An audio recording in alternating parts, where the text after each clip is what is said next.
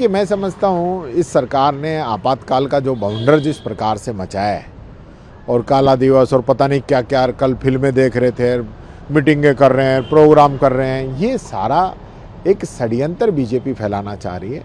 आपातकाल जो है, आपातकाल पे चर्चा भी कराई थी राजस्थान विधानसभा के अंदर, आप स्पीच निकाल के देख लेना।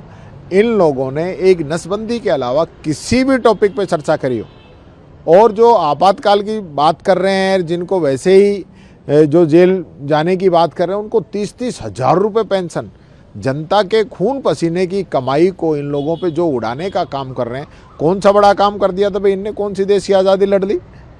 आपातकाल में अगर ये जेल चले गए, जेल भी क्या थी, अस्थायी जेल बनाई गई थी, 30-30 हज़ार रुपये उन परिवारों को दे रहे। किसका पैसा है वो? राजस्थान की जनता का पैसा है, यहाँ के खून पसीने की कमाई है, गरीब की, मजदूर की, किसान की। तो क्या वो बीजेपी के लोगों को उड़ाने के लिए है? इनकी सरकार आएगी तो जो मर्जी जो पैसे का दुरुपयोग करेंगे। आप सदुपयोग करो ना, आप बच्चों के लिए करिए। स्कूलों की क्या हालत हो रही है, किसान को समय पे जो है मुआवजा नहीं मिल रहा है, एमएसपी पे खरीद नहीं मिल रही, उसके लिए काम करिए। पानी नहीं मिल रहा है लोगों को, बिजली नहीं मिल रही, उसके लिए काम करिए। लेकिन आपको तो सिर्फ ये करना है।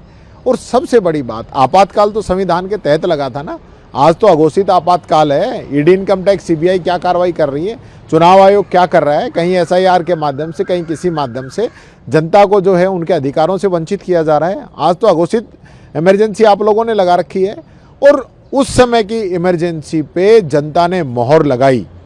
वापिस इमरजेंसी के बाद जब चुनाव हुआ, इंदिरा गांधी जी प्रचंड बहुमत के साथ देश के अंदर वापिस जीत के आई थी। इसका मतलब जनता ने उस इमरजेंसी पे मोहर लगाई थी। तो ये सब गुमराह करने की बात करते हैं। लगातार एसआईटी के गठन जो हुआ उस पर सवाल उठा रहे हैं और उच्च स्तरीय जांच की बात कर रहे हैं। एफआईआर अब तो कितना हो चुकी, किस तरह देखते? देखिए, मैं समझता हूँ पूरे मामले को दबाने का काम इसके अंदर किया गया है। एसआईटी ने जो रिपोर्ट दी है, अभी कोई 8 लोगों पे एफआईआर दर्ज करने की बात की है, और चंपत राय जी जो हैं उनको इस पूरे इससे बाहर निकाल दिया गया है, जबकि मुख्य तो वही है। उनकी देखरेख में सारा काम हो रहा है, उनकी जिम्मेदारी थी, पूरा उनको देखना था। तो क्या उनकी मौन स्वीकृति थी जो नीचे ये सब होता रहा?